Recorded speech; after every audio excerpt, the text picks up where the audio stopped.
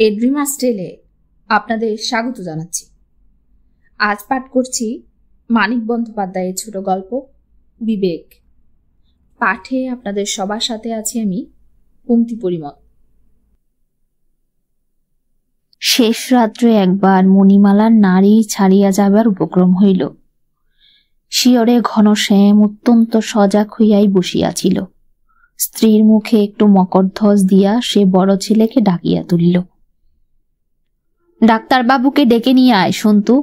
নিখিলবাবু যদি না আসেন, মোড়ের বাড়িটাতে যে নতুন ডাক্তার এসেছেন ওকেই আনিস, উনি ডাকলেই আসবেন। ঘরে একটিও টাকা নাই, শুধু কয়েক আনা পয়সা।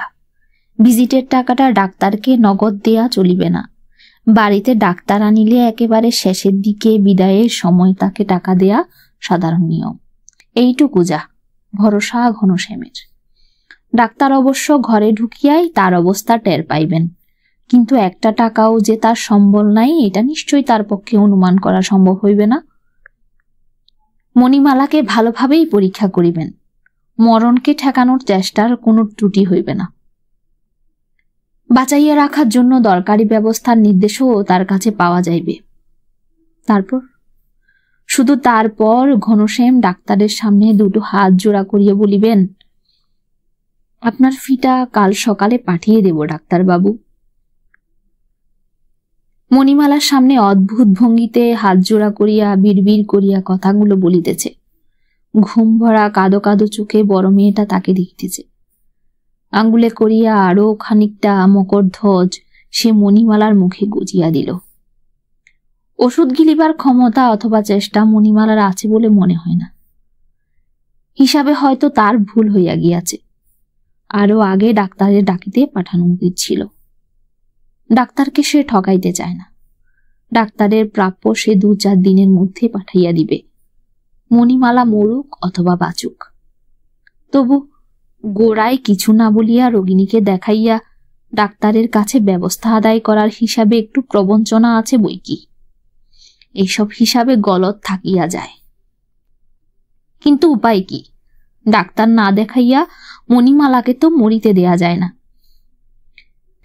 আগুন করে হাতে পায়ে শেক দে লতা, কাঁদিস নে হারামজাদি। ওরা যদি উঠে, যদি কান্না শুরু করে, তোকে মেরে ফেলব। মণিমালার একটি হাত তুলিয়া সে নারী পরীক্ষার চেষ্টা করিল। 2 হাতে 2টি রুলি এখনো তার আছে। সজ্ঞানে এ রুলি সে কিছুতেই খুলিতে দেয় নাই। কাল সন্ধ্যায় জ্ঞান পাই ছিল না, তখন একবার খুলিবার চেষ্টা করিয়াছিল।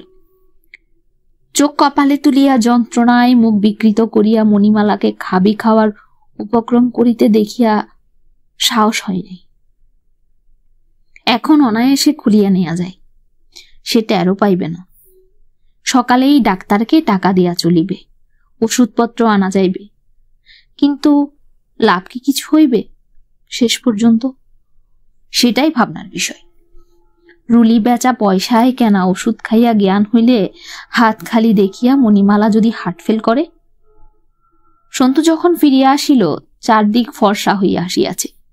মণিমালা ততক্ষণে খানিকটা সামলাইয়া উঠিয়াছিল। খুঁজিয়া নারী পাওয়া যাইতেছে, নিঃশ্বাস সহজ হইয়া আসিয়াছে। ডাক্তার আসেন নাই শুনিয়া ঘনশ্যাম আরাম বোধ করিল। নিখিল ডাক্তার বলিয়া দিয়াছেন বেলা 10টা নাগাদ আসিবেন।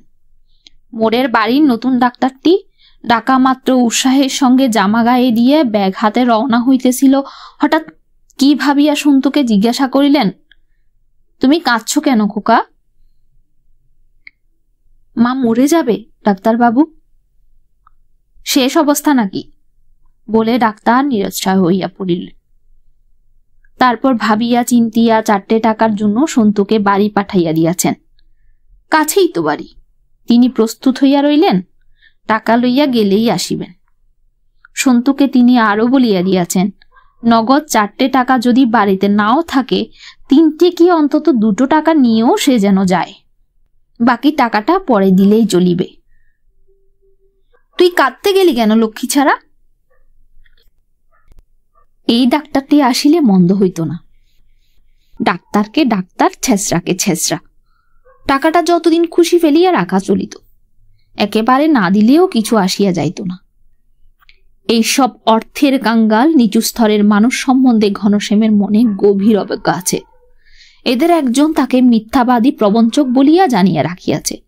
ভাবিলে সে গভীর অস্বস্তি বোধ করে না, মনের শান্তি নষ্ট হইয়াও যায় না। ঘরের অপর প্রান্তে মণিমালার বিছানার হাত তিনেক তফাতে নিজের বিছানায় গিয়া ঘনশ্যাম শুইয়া পড়িল। ভিজা ভিজা লাগিতেছে বিছানাটা। ছোট মেয়েটা সারা রাত চরকির মতো বিছানায় পাক খায়। কখন আসিয়া এদিকে তার বিছানায় ভিজাইয়া ওপাশে খোকার গাড়ে পা তুলিয়া দিয়া অকাতরে ঘুমাইতেছে। মারিবে? এখন মারিলে অন্যায় হয় না?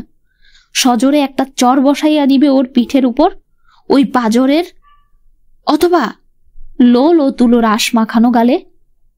৮ ঘন্টা ধরিয়া চিৎকার করিবে মেয়েটা। মণিমালা ছাড়া কারো সাধ্য হইবে না সহজে ওর সেই কান্না থামায়। ৮ ঘন্টা মরার মতো পড়িয়া থাকিয়া ঘনশ্যাম উঠিয়া পড়িল।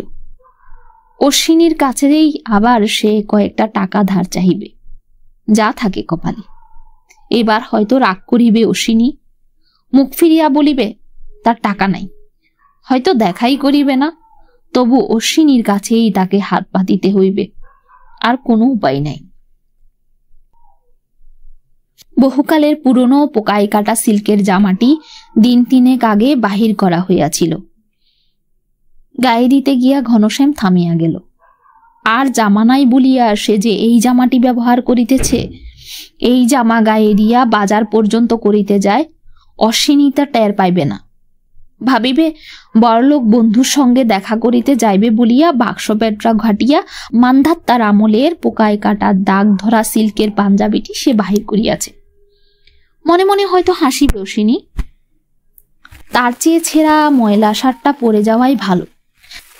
শার্টের ছেঁড়াটুকু সেলাই করা হয় নাই দেখিয়া ঘনশ্যামের অপূর্ব সুখকর অনুভূতি জাগিল। কাল লতাকে সেলাই করিতে বলিয়াছিল, ১ বার নয় ২ বার। সে ভুলিয়া গিয়াছে। ন্যায়সঙ্গত কারণে মেয়েটাকে মারা চলে।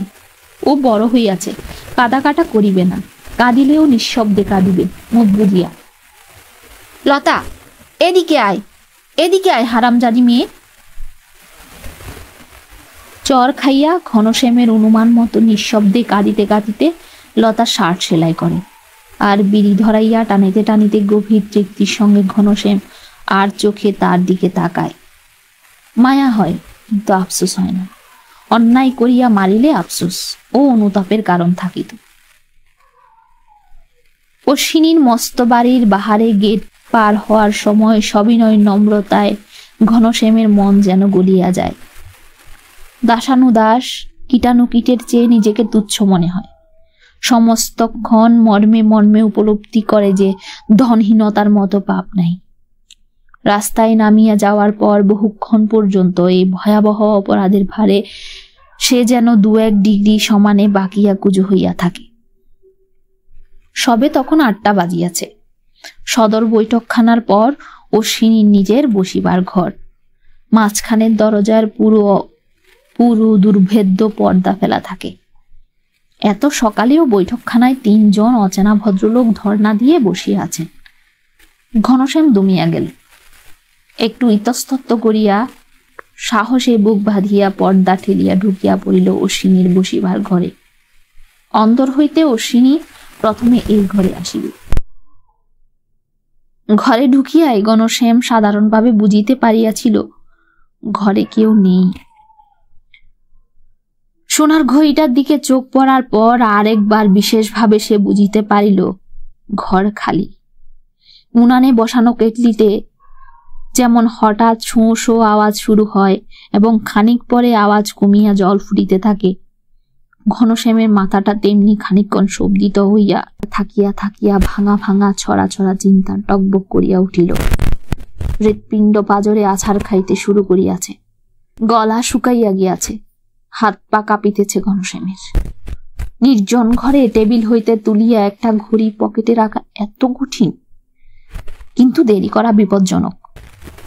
ঘড়িটা যদি তাকে নিতেই হয়, অবিলম্বে নেয়াই বুদ্ধিমানের কাজ।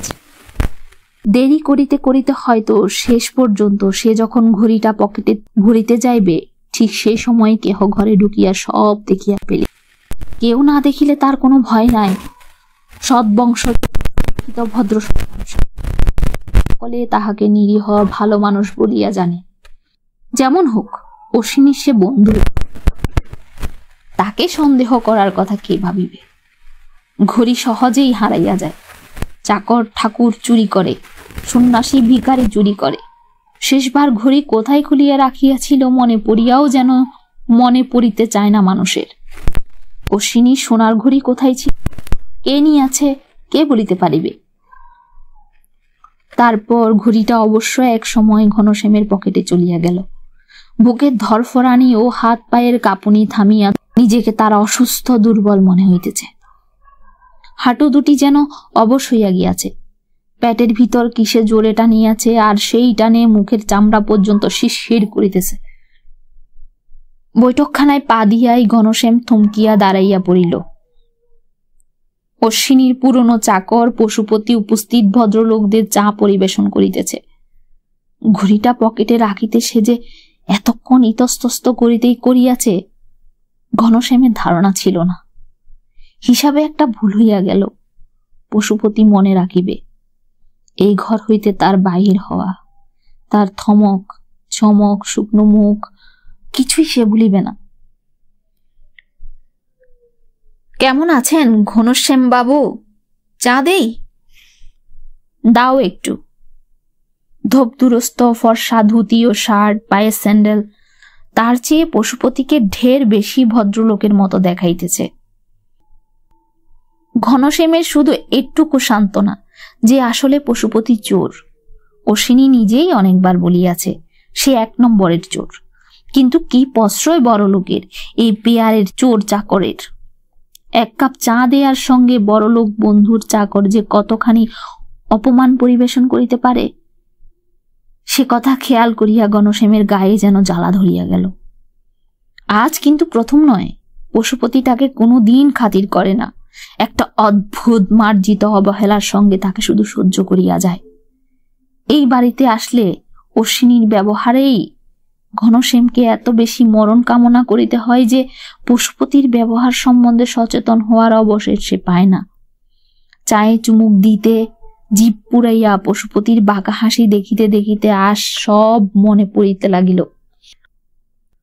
মনের মধ্যে তীব্র জ্বালা ভরা অনুযোগ পাক দিয়া উঠিতে লাগিল অশ্বিনীর বিরুদ্ধে। অসহ্য অভিমানে চোখ ফাটিয়া যেন কান্না আসিবে। বন্ধু একটা ঘড়ি চুরি করিয়াছে, জানিতে পারিলে পুলিশে না দিক, জীবনে অশ্বিনী আর তার মুখ দেখিবে না সন্দেহ নাই। অথচ প্রথার মতো নিয়মিত ভাবে যে চুরি করিতেছে, সেই চাকরের কত আদর তার কাছে। অশ্বিনীর সোনার ঘড়ি চুরি করা অন্যায় নয়, ওই রকম মানুষের দামি কিছু চুরি করাই উচিত। 1 ঘন্টা পরে মিনিট 5 জন্য অশ্বিনীর সঙ্গে দেখা হইল। প্রতিদিনের মতো আজও সে বড় ব্যস্ত হইয়া আছে। মস্ত চেহারে মোটা দেহটি ন্যস্ত করিয়া অত্যধিক ব্যস্ততায় মেঘ গভীর মুখে হাঁসফাঁস করিতেছে। ঘনশ্যামের কথাগুলি সে শুনিল কিনা বোঝা গেল না। চিরদিন এমনি ভাবে সে তার কথা শুনে। খানিক তফাতে বসাইয়া 8 ঘন্টা ধরিয়া ঘনশ্যামকে দিয়া সে দুঃখ দুর্দশার কাহিনী আবৃত্তি করায়। নিজে কাগজ পড়ে, লোকজনের সঙ্গে কথা কয়, মাঝে মাঝে আচমকা কিছুক্ষণের জন্য উঠিয়াও যায়। ঘনশ্যাম থামিয়া গেলে তার দিকে তাকায়। হাকিম যেভাবে কাঠগড়ায় ছেঁচড়া চোর আসামিদের দিকে তাকায়, তেমনি ভাবে। জিজ্ঞাসা করে, কি বলেছিলে? ঘনশ্যামকে আবার বলিতে হয়। আজ 5 মিনিটও গেল না, নীরবে ড্রয়ার খুলিয়া 5 টাকার একটা নোট বাহির করিয়া ঘনশ্যামের দিকে ছুড়িয়া দিল। ডাকিল, পশু। পশুপতি আসিয়া দাঁড়াইলে তাকে জিজ্ঞাসা করিল, কাপড় কাচা সাবান আছে? আছে বাবু। এই বাবুকে 1 খণ্ড সাবান এনে দাও। জামা কাপড়টা বাড়িতে গিয়ে নিজেই একটু কষ্ট করে কেচে নাও ঘনশ্যাম। গরিব বলে নোংরা থাকতে হবে? 25 টাকা ধার চাহিলে এ পর্যন্ত অশ্বিনী তাকে অন্তত 15 টাকা দিয়াছে, তার নিচে কোনোদিন নামে নাই। এই অপমানটাই ঘনশ্যামের অসহ্য মনে হইতে লাগিল। মণিমালাকে বাঁচানোর জন্য 5টি টাকা দেয়। কি অমার্জিত অসভ্যতা অশ্বিনীর, কি স্পর্ধা! পথে নামিয়া ট্রাম রাস্তার দিকে চলিতে চলিতে ঘনশ্যাম প্রথমে টের পায় তার রাগ হইয়াছে। ট্রামে উঠিয়া বাড়ির দিকে অর্ধেক আগাইয়া যাওয়ার পর সে বুঝিতে পারে অশ্বিনীর বিরুদ্ধে গভীর বিদ্বেষে বুকের ভিতরটা সত্যই তার জ্বালা করিতেছে। এই বিদ্বেষ ঘনশ্যাম অনেকক্ষণ জিয়াইয়া রাখিবে, হয়তো আজ সারাটা দিন, নয়তো কাল পর্যন্ত। ঘনশ্যামের একটা বৈঠকখানা আছে, একটু স্যাঁতসেঁতে আর ছায়া অন্ধকার। তক্তপোষের ছেঁড়া শতরঞ্জিতে কিছুক্ষণ বসিয়া থাকিয়া দেহ মন জুড়াইয়া যায়, চোখ আর জ্বালা করে না। ধীরে ধীরে নিঃশ্বাস নিতে হয়। মিনিট 15 ঘনশ্যামের প্রতীক্ষায় বসিয়া থাকার পর তার বন্ধু শ্রীনিবাস শীত হইয়া শুইয়া চোখ বুজিয়াছিল। আরো আধ ঘন্টা হয়তো সে এমনি ভাবেই পড়িয়া থাকিত, কিন্তু যাওয়ার তাগিদটা মনে হয় তার এতই প্রবল হইয়াছিল যে ঘনশ্যাম ঘরে ঢোকা মাত্রই ব্যস্তভাবে উঠিয়া বসিয়া বলিল, ভালোই হলো এসে পড়েছিস, আর 1 মিনিট দেখে চলে যেতাম ভাই। ডাক্তার আনলি না? ডাক্তার ডাকতে যাইনি, টাকার খোঁজে বেরিয়েছিলাম। শ্রীনিবাস ক্লিষ্টভাবে একটু হাসিল। দুজনেরই সমান অবস্থা। আমিও টাকার খোঁজেই বেরিয়েছিলাম, ওনার বালা দুটো বাধা রেখে এলাম। শেষ রাতে খোকারও যায় যায় অবস্থা, অক্সিজেন দিতে হলো। একটু চুপ করিয়া কি ভাবিতে ভাবিতে শ্রীনিবাস আস্তে আস্তে সিধা হইয়া গেল। আচ্ছা, আমাদের সব একসঙ্গে আরম্ভ হলো কেন বলতো? 1 মাস আগে পরে চাকরি গেল, একসঙ্গে অসুখ বিসুখ শুরু হলো। কাল রাত্রে এক সময়ে এদিকে সন্তুর মা, ওইদিকে খোকা। দুর্ভাগ্যের এই বিস্ময়কর সামঞ্জস্য 2 বন্ধুকে নির্বাক করিয়া রাখে। বন্ধু তারা অনেক দিনের, সব মানুষের মধ্যে দুজনের সবচেয়ে কাছাকাছি। আজ হঠাৎ পরস্পরকে ঘনিষ্ঠতর ও নিকটতর মনে হইতে থাকে। দুজনেই আশ্চর্য হইয়া যায়। টাকা পেলি না? ঘনশ্যাম মাথা নাড়িল। গোটা 10 রাখ, নিখিল বাবুকে একবার আনিস। পকেট হইতে পুরনো একটা চামড়ার মানিব্যাগ বাহির করিয়া কতগুলা ভাঁজ করা নোট হইতে একটি সন্তর্পণে খুলিয়া ঘনশ্যামের হাতে দিল। কিছু আবেগ ও কিছু অনির্দিষ্ট উত্তেজনায় সে নার্ভাস হইয়া পড়িয়াছে। তার স্ত্রীর বালা বিক্রির টাকা, মরণাপন্ন ছেলের চিকিৎসার টাকা। আবেগ ও উত্তেজনায় একটু কাবু হইয়া ঝোঁকের মাথায় না দিলে একেবারে 10টা টাকা বন্ধুকে সে দিতেই বা পারিবে কেন?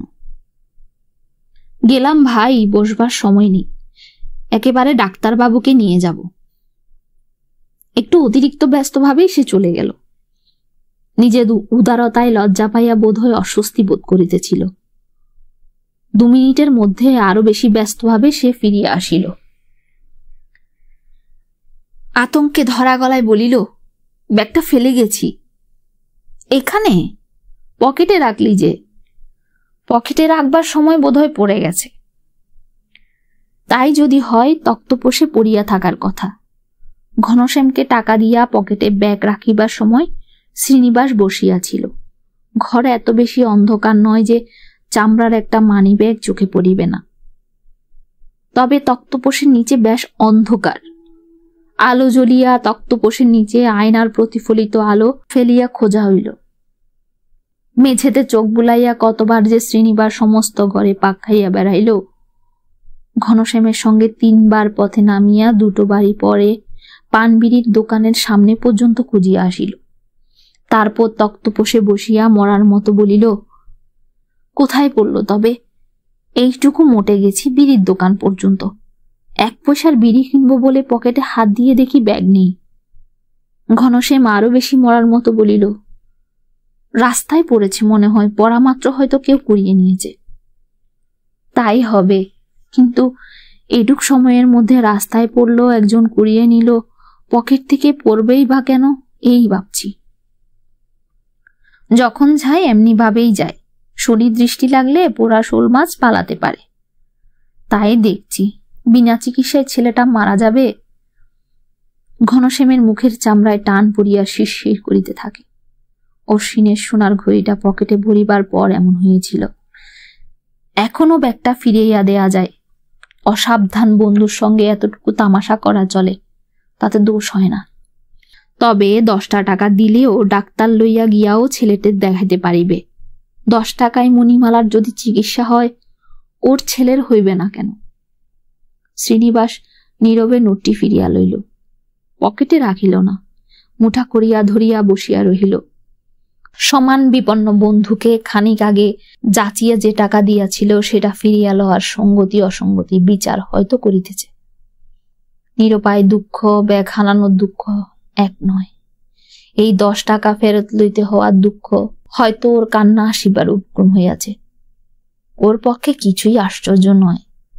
ঘনশ্যাম মমতা বোধ করে, ভাবে মিছামিছি ওর মনে কষ্ট দেওয়া উচিত নয়। গোটা 25 টাকা জোগাড় করতে পারবো শ্রীনিবাস। পারবি? বাঁচা গেল। আমিও তাই ভাবছিলাম, সন্তুর মা চিকিৎসা না করলেও তো চলবে না। শ্রীনিবাস চলিয়া যাওয়ার খানিক পরেই হঠাৎ বিনা ভূমিকায় ঘনশ্যামের সর্বাঙ্গে একবার শিহরণ বহিয়া গেল, ঝাঁকুনি লাগার মতো জোরে।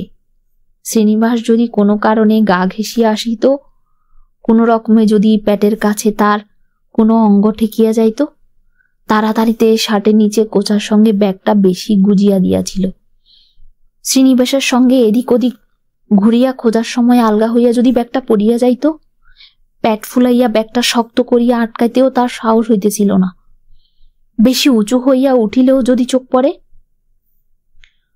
অশ্বিনের সোনার ঘড়ি আলগা ভাগবে শার্টের পকেটে ফেলিয়া রাখিয়া কতক্ষণ ধরিয়া চা খাইয়াছে, লোকের সঙ্গে আলাপ করিয়াছে, অশ্বিনীর সঙ্গে আলাপ করিয়াছে, কিন্তু এমন ভয়ঙ্কর আতঙ্ক তো একবারও হয় নাই। সেখানেই বেশি ভয় ছিল। তার ব্যাগ লুকানোকে শ্রীনিবাস নিছক তামাশা ছাড়া আর কিছু মনে করিত না। এখনো যদি ব্যাগ বাহির করিয়া দেয়, শ্রীনিবাস তাই মনে করিবে। তাকে চুরি করিতে দেখিলেও শ্রীনিবাস বিশ্বাস করিবে না যে সে চুরি করতে পারে। কিন্তু কোনো রকম ভাবে তার পকেটে ঘড়িটার অস্তিত্ব টের পাইলে অশ্বিনীও তো ওরকম কিছু মনে করিত না। সোজাসুজি বিনা দ্বিধায় তাকে চোর ভাবিয়া বসিত। ভাবিলে এখন তার আতঙ্ক হয়। সেখানে কি নিশ্চিন্ত হইয়াছিল। ঘড়ির ভারে ঝুলিয়া পড়িয়াছিল পাতলা শার্টের পকেটটা। তখনও সে খেয়ালও করে নাই। অশ্বিনী যদি জিজ্ঞাসা করিয়া বসিত, তোমার পকেটে কি ঘনশ্যাম? ঘরের স্যাঁতস্যাঁতে সইতে ঘনশ্যামের অন্য সব দুশ্চিন্তা টান করা চামড়ার ভিজিয়া ওঠার মতো শীতল হইয়া যায়। উত্তেজনা ঝিমাইয়া পড়ে। মনের মধ্যে কষ্টরোধের মতো চাপ দিতে থাকে শুধু এক দুর্বহ উদ্বেগ। অশ্বিনীর মনে খটকা লাগিবে, অশ্বিনী সন্দেহ করিবে। পশুপতি তাকে অশ্বিনীর বসবার ঘর হইতে বাহির হইয়া আসিতে দেখিয়াছিল। পশুপতি যদি ও কথা তাকে বলিবে নিশ্চয়ই। অশ্বিনীর কি মনে হইবে না ঘড়িটা ঘনশ্যাম নিলেও নিতে পারে? এই ভাবনাটাই মনের মধ্যে অবিরত পাক খাইতে থাকে। শরীরটা কেমন অস্থির অস্থির করে ঘনশ্যামের। সন্দেহ যদি অশ্বিনীর হয়, ভাষা ভাষা ভক্তিহীন কাল্পনিক সন্দেহ, তাতে কি আসে যায়? ঘনশ্যাম বুঝিয়া উঠিতে পারে না। এতদিন সে যে অশ্বিনীর ঘড়ি চুরি করে নাই, কোনো সন্দেহ তার জাগে নাই অশ্বিনীর। কি এমন খাতিরটা সে তাকে করিয়াছে? শেষ রাত্রে মণিমালার নাড়ি ছাড়িয়া যাওয়ার উপক্রম হইয়াছিল শুনিয়া 5টি টাকা সে তাকে দিয়াছে। একতারা 10 টাকার নোটের ভিতর থেকে খুঁজিয়া বাহির করিয়া 5 টাকার একটা নোট ছুড়িয়া দিয়াছে। আর দিয়াছে একখানা কাপড় কাচার সাবান, চাকরকে দিয়া আনাইয়া দিয়াছে। সন্দেহ ছোট কথা, অশ্বিনী তাকে চোর বলিয়া জানিলেই বা তার কি ক্ষতি? বাড়ির সামনে গাড়ি দাঁড়ানোর শব্দে চমকিয়া উঠে। নিশ্চয়ই অশ্বিনী আসিয়াছে। পুলিশ নয় তো? অশ্বিনীকে বিশ্বাস নাই। ঘড়ি হারাইয়াছে টের পাওয়া মাত্রই পশুপতির কাছে খবর শুনিয়া সে হয়তো একেবারে পুলিশ লইয়া বাড়ি সার্চ করিতে আসিয়াছে। অশ্বিনী সব পারে। না, অশ্বিনী নয়, নিখিল ডাক্তার মণিমালাকে দেখিতে আসিয়াছে। কিন্তু ঘড়িটা এভাবে কাছে রাখা উচিত নয়, বাড়িতেও রাখা উচিত নয়। ডাক্তার বিদায় হইলে সে ঘড়িটা বেচিয়া দিয়া আসিবে, যেখানে হোক, যত দামে হোক। নিখিল ডাক্তার মণিমালাকে পরীক্ষা করে, অর্ধেক মন দিয়া ঘনশ্যাম তার প্রশ্নের জবাব দেয়। সোনার ঘড়ি কোথায় বিক্রি করা সহজ ও নিরাপদ তাই সে ভাবিতে থাকে সমস্তক্ষণ। বাহিরের ঘরে গিয়া কিছুক্ষণের সংকেতময় নীরবতার পর নিখিল ডাক্তার গম্ভীর মুখে যা বলে তার মানে সে প্রথমটা বুঝিয়া উঠিতে পারে না। মণিমালা বাঁচিবে না? কেন বাঁচিবে না? এখন তো আর টাকার অভাব নাই, যতবার খুশি ডাক্তার আনিয়া চিকিৎসা করাইতে পারিবে। মণিমালার না বাঁচিবার কি কারণ থাকতে পারে? ভালো করে দেখেছেন? বোকার মতো প্রশ্ন করা। মাথার মধ্যে যেরকম গোলমাল হইয়া যাইতেছে তাতে বোকা না বানিয়াই বা সে কি করে? গোড়ায় ডাক্তার ডাকিলে সময় মতো 2-4টা ইঞ্জেকশন পড়িলে মণিমালা বাঁচিত। 3-4 দিন আগে ব্রেন কমপ্লিকেশন আরম্ভ হওয়ায় প্রথম দিকে চিকিৎসা আরম্ভ হইলেও বাঁচানোর সম্ভাবনা ছিল। 3-4 দিন? মণিমালা যে ক্রমাগত মাথাটা এপাশ ওপাশ করিত, চোখ কপালে তুলিয়া রাখিত, সেটা কি তবে ব্রেন খারাপ হওয়ার লক্ষণ? রুড়ি খুলিতে গেলে সে যে সজ্ঞানে বাধা দেয় নাই, হাতে টান লাগায় আপনা হইতে মুখ বিকৃত করিয়া গলায় বিশ্রী ভাঙা ভাঙা আওয়াজ করিয়াছিল। স্থির নিশ্চল না হইয়াও মানুষের জ্ঞান যে লোপ পাইতে পারে অত কি ঘনশ্যাম জানিত? চেষ্টা প্রাণপণে করিতে হইবে, তবে এখন সব ভগবানের হাতে। ডাক্তার ভগবানের দোহাই দেয়। এতদিন সব ডাক্তারের হাতে ছিল, এখন ভগবানের হাতে চলিয়া গিয়াছে। নিখিল ডাক্তার চলিয়া গেলে বাহিরের ঘরে বসিয়াই ঘনশ্যাম চিন্তাগুলো গুছাইবার চেষ্টা করে। কালো মণিমালার মৃত্যু প্রায় নিশ্চিত ছিল। ডাক্তারের এই কথায় তার কিছুতেই বিশ্বাস হইতে চায় না। শেষ রাত্রে নারী ছাড়িয়া এরকম মরিয়া গিয়াও মণিমালা তবে বাঁচিয়া উঠিল কেন? তখনও তো শেষ হইয়া যাইতে পারিত। মণিমালার মরণ নিশ্চিত হইয়াছে আজ সকালে, ডাক্তার বুঝিতে পারে নাই। এখনকার অবস্থা দেখিয়া আন্দাজে ভুল অনুমান করিয়াছে। ঘনশ্যাম যখন অশ্বিনীর ঘড়িটা চুরি করিয়াছিল, তার জীবনের প্রথম চুরি, তখন মণিমালার চিকিৎসার বাহিরে চলিয়া গিয়াছিল। ওর চিকিৎসার জন্য যে সে পাপ করিয়াছে কিনা, ওর চিকিৎসা তাই হইয়া গিয়াছে নিরর্থক।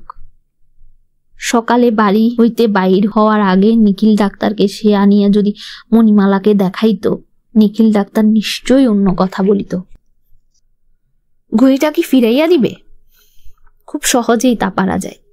এখনো জানাজানিও হয় নাই। কোনো এক ছুতায় অশ্বিনীর বাড়ি গিয়া এক ফাঁকে টেবিলের উপর ঘড়িটা রাখিয়া দিলেই হইল। আর কিছু না হোক, মনের মধ্যে এই যে তার পীড়ন চলিতেছে, আতঙ্ক উদ্বেগের, তার হাত হইতে তো সে তো মুক্তি পাইবে।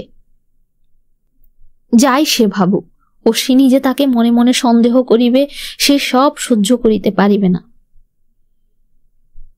এই কয়েক ঘন্টা সে কি যন্ত্রণা ভোগ করিয়াছে। পশুপতি যখন তাকে অশ্বিনীর ঘর হইতে বাহির হইয়া আসিতে দেখিয়াছিল, তাকে সন্দেহ করার সম্ভাবনা আছে অশ্বিনীর। ঘড়িটা রাখিয়া আসাই ভালো।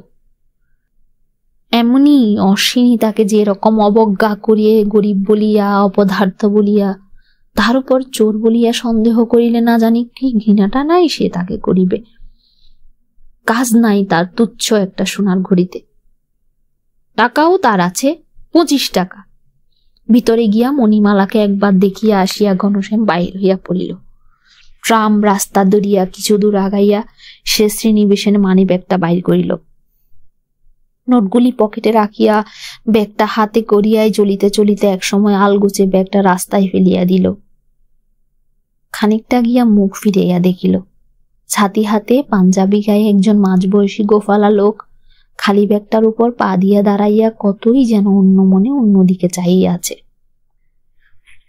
ঘনশ্যাম একটু হাসিল। একটু পরেই ব্যাগটা তুলিয়া লইয়া লোকটা সরিয়া পড়িবে। হয়তো কোনো পার্কে নির্জন বেঞ্চে বসিয়া পরম আগ্রহে সে ব্যাগটা খুলিবে। যখন দেখিবে ভিতরটা একেবারে খালি, কি মজাই হইবে তখন। খুচরা 7.5 আনা পয়সা পর্যন্ত সে যে ব্যাগটা হইতে বাহির করিয়া লইয়াছে। স্টপেজে ট্রাম থামাইয়া ঘনশ্যাম উঠিয়া পড়িল। খুচরা 7.5 আনা পয়সা থাকায় সুবিধা হইয়াছে, নয়তো ট্রামের টিকিট কেনা যাইত না। তার শুধু 10 টাকা আর 5 টাকার নোট। অশ্বিনীর বৈঠকখানায় লোক ছিল না। তার নিজের বসিবার ঘরটিও খালি। টেবিলে কয়েকটা চিঠির উপর ঘড়িটা চাপা দেওয়া ছিল। চিঠিগুলো এখনো তেমনি ভাবে পড়িয়া আছে। ঘড়িটি চিঠিগুলোর উপর রাখিয়া ঘনশ্যাম বৈঠকখানায় গিয়া বসিল।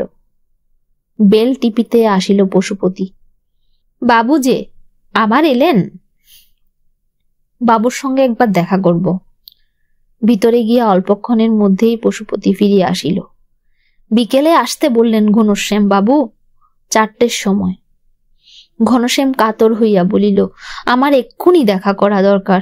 তুমি একবার বলো গিয়ে পশুপতি, বলো যে ডাক্তার সেনের কাছে একটা চিঠির জন্য এসেছি।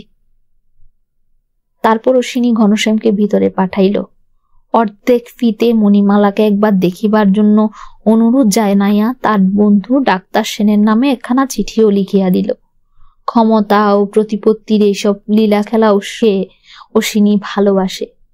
নিজেকে তার গৌরবান্বিত মনে হয়। চিঠিখানা ঘনশ্যামের হাতে দেওয়ার আগে সে কিন্তু একবার জিজ্ঞাসা করিল, ফির টাকা বাকি রাখলে চলবে না কিন্তু? আমি অপদস্থ হব। টাকা আছে তো? ঘনশ্যাম বলিল, আছে। ওনার গয়না বেচে দিলাম, কি করি?